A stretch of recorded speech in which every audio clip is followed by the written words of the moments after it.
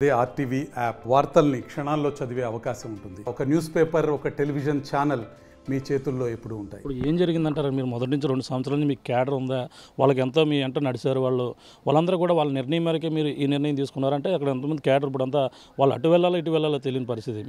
మీరు ఉన్నటువంటి 2 సంవత్సరాల నుంచి 3 సంవత్సరాల నుంచి పెంచిపోసిన క్యాడర్ని వాళ్ళ నిర్ణయం మేరకే మీకు ఇటువంటి నిర్ణయం తీసుకున్నారు మీరు? ఖచ్చితంగా ఈరోజు నేను ఎవరైతే నాకు అనుచర గణాన్ని నేను తయారు చేసుకున్నానో ఆ అనుచర గణం మొత్తం కూడా ఒకటే అంటున్నారు, సరే మీరు ఓడిపోతారనే కారణంతో మీకు సీట్ ఇవ్వకపోతే వేరే ఎవరు సర్వే చేశాడో బయట పెట్టమనండి. నెంబర్ 1. నెంబర్ 2, మీరు హిందూపురంలో నిలబడడం మాకు ఇష్టం లేదు అని వాళ్ళు చెప్పమనండి. దానికి మనం ఆలోచన చేస్తాం. అంతేగాని ముస్లిం ఓట్లు పోతాయి అని 85% ఉన్న హిందూ సమాజాన్ని అగౌరవపరచడం, గొర్రెల్లా చూడడం, వీళ్ళకి బుర్ర బుద్ధి లేదు, వీళ్ళు పనికిమాలినోళ్ళు, మనం ఏం చెబితే చేస్తారనుకునేటువంటి తేలికపాటితనం. అందులో మిమ్మల్ని ఎస్పెషల్లీ మీరు ఒక నిజాయితీగా ఒక నిబద్ధతతో కట్టుబడిన వ్యక్తిగా మిమ్మల్ని వాళ్ళు ఈ రకంగా తీసిపారేయడం అనేది మేమెవళ్ళం ఒప్పుకోము. కాబట్టి పార్టీ అనేది కాసేపు మనం పక్కన పెడతాము. మనం పార్టీకి వ్యతిరేకం కాదు, బీజేపీకి మనం ఎప్పుడూ వ్యతిరేకం కాదు. కానీ పార్టీ మరి ఏ కారణాల చేత ఏ ఒత్తిళ్ల చేత ఇలా తీసుకుందో నిర్ణయం మనకైతే తెలియట్లేదు. ఎందుకంటే మధ్యాహ్నం పార్టీలోకి వచ్చారు వైకాపా నుంచి, సాయంత్రం కండువా కప్పిచ్చేశారు. అసలు ఆయన గెలుస్తాడా తెలియదు, గెలవడా తెలియదు, ఆయన బ్యాక్గ్రౌండ్ చెక్ ఏమిటో తెలియదు, ఇచ్చేశారు. వైకాపాలో ఆయన గెలవడనేటువంటిది వాళ్ళు తేల్చి చెప్పి మీకు ఇవ్వమన్నారు సీటు. ఆయన తీసుకొచ్చి ఇక్కడ తిరుపతిలో ఎంపీగా పెట్టారు. తప్పు కాదు, అది పార్టీ నిర్ణయం, అది ఏదైనా కావచ్చు. ఇలాగా ఇప్పుడు ప్రతి చోట ఆలోచిస్తే ఇప్పుడు అనకాపల్లి ఉంది, ఆయన తీసుకొచ్చి తక్కువ దింపారు, ఆయన కడప ఆయన. సో ఏం గెలుస్తారా గెలవరా ఇవన్నీ అనవసరం వాళ్ళు. మరి ఏ ప్రాతిపదికన ఈ సీట్లు కేటాయించారనేటువంటిది నన్నైతే ఎప్పుడు పిలిచి మాట్లాడలేదు. నేను అక్కడ అభ్యర్థిగా నిలబడతాను, నేను పని చేసుకుంటానంటే వెళ్ళండి, మీరు ఆనందంగా వెళ్ళండి. ఏది పొత్తులు గిత్తులు మాట లేని రోజున నేను వెళతానంటే వెళ్ళండి అని చెప్పిన పార్టీ నాయకత్వం కానీ అధినాయకత్వం కానీ ఇంకోళ్ళు కానీ ఈరోజు అసలు ఇవ్వలేని సందర్భంలో నన్ను పిలిచి అడగాలి, ఎందుకు ఇవ్వలేకపోతున్నాం, ఇది కారణం అని చెప్పుంటే వేరేగా ఉండేది. అసలు అకారణంగా నిష్కారణంగా అలా గిల్లి పాడేసినట్టు పక్కన పెడితే నాకు మనస్సాక్షి ఒకటి ఉంటుంది, నాకు అన్నం తింటున్నాను, నాకు కొద్దిగా బాడీలో కొద్దిగా స్పర్శ ఉంటుంది కదా. సో డెఫినెట్లీ నన్ను అది ఇబ్బంది పెట్టిన అంశం. ఎందుకనంటే పిలిచి చెప్పుంటే నేను నా వాళ్ళకి అప్పచెప్పుండేవాడిని, నచ్చ చెప్పుకునేవాడిని. ఇది జరగకపోగా ముస్లిం ఓట్ల వల్ల పోతుందనేటువంటి వీళ్ళ వాదనని మేము ససేమిరా ఒప్పుకోము. 100% అక్కడ హిందూ సమాజం మేలుకుంది. హిందువుల యొక్క బలాన్ని, హిందువుల యొక్క శక్తిని మేము చూపిస్తాం. ఇప్పుడు అంటే ప్రధానంగా ఇప్పుడు స్వామి పరిపూర్ణానంద స్వామి ఈ విధంగా ఎంపీగా రాజకీయాల్లోకి రాకూడదని వెనకాల ఏమైనా జరిగి ఉండవచ్చు అంటారా? అంటే పార్టీలు ఏదన్నా ఉందంటారు వెనకాల? ఖచ్చితంగా నాకు తెలిసి ఈ పొత్తులో భాగం, అసలు ప్రధానంగా పొత్తు అనేటువంటిది, నేను స్వామీజీని కదా, మంచి చెడు కోసం అందరూ నా దగ్గరకు వస్తారు. వైకాపా వాళ్ళు వస్తారు, కాంగ్రెస్ వాళ్ళు వస్తారు, టీడీపీ వాళ్ళు వస్తారు. ఇంక పాపం ఎవరైనా రారంటే బీజేపీ వాళ్ళే రారు, కానీ నా దగ్గరికి మంచి చెడు అడగడానికి మిగతా అన్ని పార్టీలు వస్తారు. అన్ని పార్టీల వాళ్ళు వచ్చినప్పుడు నేను గతంలో ఒక మాట చెప్పాను 2 ఏళ్ల క్రితం. టీడీపీ 2016లో 17లో బీజేపీతో తెగదెంపులు చేసుకుని పొరపాటు చేశారు. ఇప్పుడు మళ్ళీ రెండో పొరపాటు చేస్తున్నారు. ఏంటంటే పొత్తులోకి వెళ్ళి రెండో పొరపాటు చేస్తున్నారు. అంటే ఏంటండి అని అడిగారు ఒక ఆయన, పెద్ద వ్యక్తి, దాని తరపున టీడీపీ తరపున వ్యక్తి.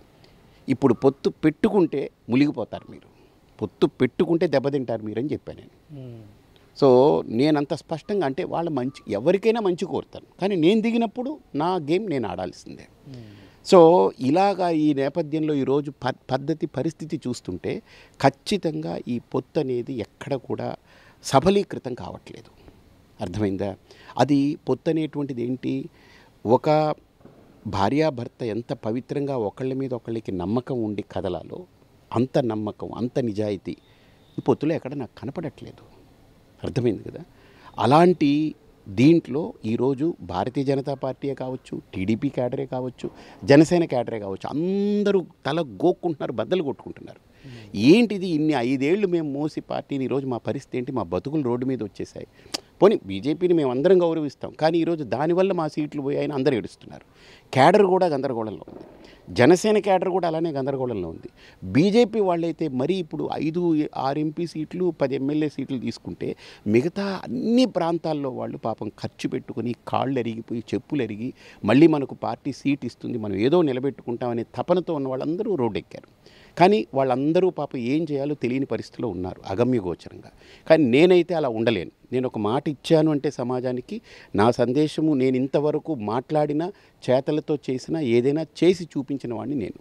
అంతేగాని ఒట్టి మాటలు మాట్లాడేసి ప్రవచనాలు ఇచ్చేసి వెళ్ళిపోయే రకం కాను. ఇది అని పట్టుకుంటే ఫలితం ఎలాగైనా ఉండనివ్వండి, దట్స్ ఎ డిఫరెంట్ థింగ్. ఖచ్చితంగా నాకు తెలిసి మంచిదే ఉంటుంది. ప్రజలు నా వెనకాల ఉంటారని నేను నమ్ముతున్నాను.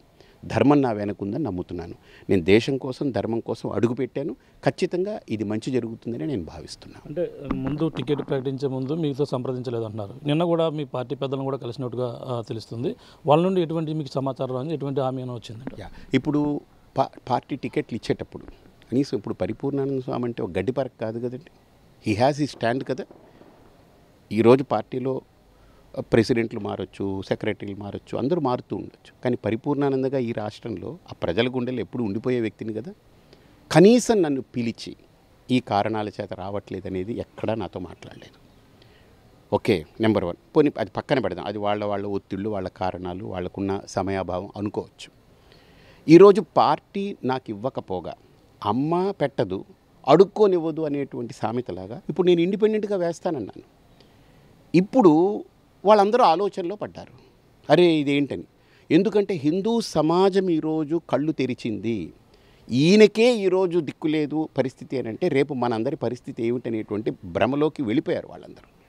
ఒక రకమైన బెంగలోకి వెళ్ళారు. ఇప్పుడు ఆ సమాజానికి నేను నిలబడాలి, అందుకే నేను ఇండిపెండెంట్గా వేస్తున్నానని చెప్పాను. హిందూపురం అసెంబ్లీలో కానీ హిందూపురం పార్లమెంట్లో కానీ 2 నేను వేస్తానని చెప్పాను. ఎందుకంటే హిందూపురం అసెంబ్లీ ఈరోజు నాకు కార్యకర్తల సమావేశం ఉంది, ఒక 2 రోజుల్లో ఏర్పాటు చేస్తున్నాము.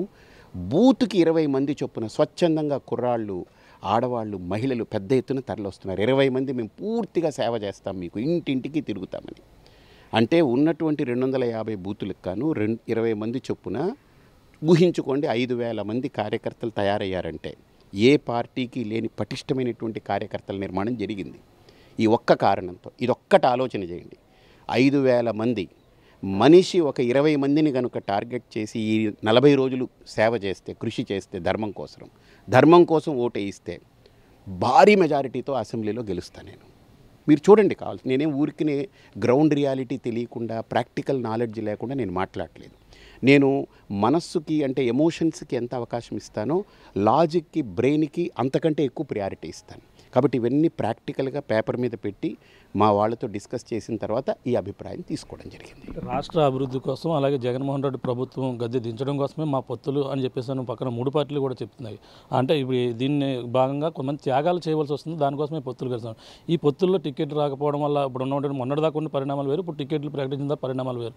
ఏపీలో ఈ పరిణామాలు ఎలా ఉండబోతే రాబోయే పార్టీ ఏ పార్టీకి ప్లస్ అవుతుంది, మైనస్ అవుతుంది? మీరు అన్నారు కదా త్యాగాలని. చంద్రబాబు నాయుడు గారు పోటీ చేస్తే ఓకే, కొడుకు పోటీ చేశాడు, చంద్రబాబు కొడుకు తోడల్లుడు పోటీ చేశాడు, మరిది పోటీ చేశారు, మరదలు పోటీ చేస్తుంది. అంటే వీళ్ళందరూ మమ్మల్ని త్యాగాలు చేయమంటారు కదా. వీళ్ళు కుటుంబం ఫ్యామిలీ ప్యాకేజ్ మొత్తం వీళ్ళందరూ దిగిపోవచ్చు. త్యాగం వాళ్ళకి కాదండి. అంటే అన్నీ వదిలేసిన సన్యాసి నిస్వార్థంగా పనిచేస్తాడంటే ఇంకా నేనేం అన్నీ త్యాగం చేసిన వాడిని, ఇంకేముంది త్యాగం చేయడానికి? వాళ్ళు త్యాగం చేయాలి. ఇప్పుడు 6 పోటీ చేస్తున్నారండి ఆ కుటుంబం నుంచి. ఫ్యామిలీ ప్యాకేజ్ ఇచ్చేశారు ఆయన పార్టీ కదా, ఆయన ఇచ్చుకుంటారు. ఇంకా ఆ పార్టీ నుంచి వచ్చి బీజేపీలో చేరినటువంటి వాళ్ళందరికీ ప్యాకేజ్ ఇచ్చేశారు. సుజనా చౌదరికి టికెట్ వచ్చేసింది, సీఎం రమేష్కి టికెట్ వచ్చేసింది, టీజీ వెంకటేష్ గారు వాళ్ళ అబ్బాయికి వచ్చేసింది, ప్యాకేజ్ మొత్తం వచ్చేసింది. ఇప్పుడు బీజేపీలో ఉన్నదంతా ఎవరండి? 80% టీడీపీ వాళ్ళే. ఇక త్యాగాలంటే ఎవరిని చేయమంటున్నారు? అంటే బీజేపీని త్యాగం చేసి మీరు పక్కకు తప్పుకోండి, ఈ స్టేట్లో ఉండకుండానే కదా సిగ్నల్స్ ఇవ్వడం. ఏంటి ఇప్పుడు జనసేన ఉందనుకోండి, జనసేనలో అందరూ టీడీపీ వాళ్ళని దింపేసుకున్నారు. జనసేన సైనికులు పాపం వాళ్ళ ఆర్తనాదాలు, వాళ్ళ కష్టం, వాళ్ళ కన్నీరు ఎవరికి చెప్పుకోలేకపోతున్నారు. వాళ్ళు ఇంట్లో కూర్చుని ఏడుస్తున్నారు. వాళ్ళు త్యాగాలు మాట వాళ్ళు మాట్లాడొద్దండి, ఇది చాలా పెద్ద మాట. వాళ్ళు ఇంకొక 10 జన్మలు ఎత్తాలి త్యాగాల గురించి మాట్లాడాలంటే. ఏసీ రూముల్లో కూర్చొని మాట్లాడడం త్యాగాలు కాదు. ఏమంటే ఇప్పుడు ఒక మాట, త్యాగం గురించి బాలకృష్ణ గారికి ఇప్పుడు నేను త్యాగం చేయాలి. ఆయన ఎన్నిసార్లు వచ్చారండి హిందూపురానికి? ఎంతమందిని ఆయన పలకరించారండి కార్యకర్తల్ని? ఒక మాట చెప్పమనండి. త్యాగం నేను చేశా, వాళ్ళుగా త్యాగం చేసేది. త్యాగం మాట వాళ్ళు ఎవరు మాట్లాడొద్దు. చెట్టు పేరు చెప్పి కాయలు అమ్ముకునే రకాలని ప్రజలు ఎన్నో రోజులు భరించరు. కాబట్టి ఇది స్పష్టత నేను ఇస్తున్నా. ఈరోజు నన్ను ముట్టుకున్నారు వాళ్ళు, నన్ను కెలికారు వాళ్ళు. కాబట్టి నేను హిందూ సమాజానికి ప్రతినిధిగా నేను నిలబడబోతున్నా.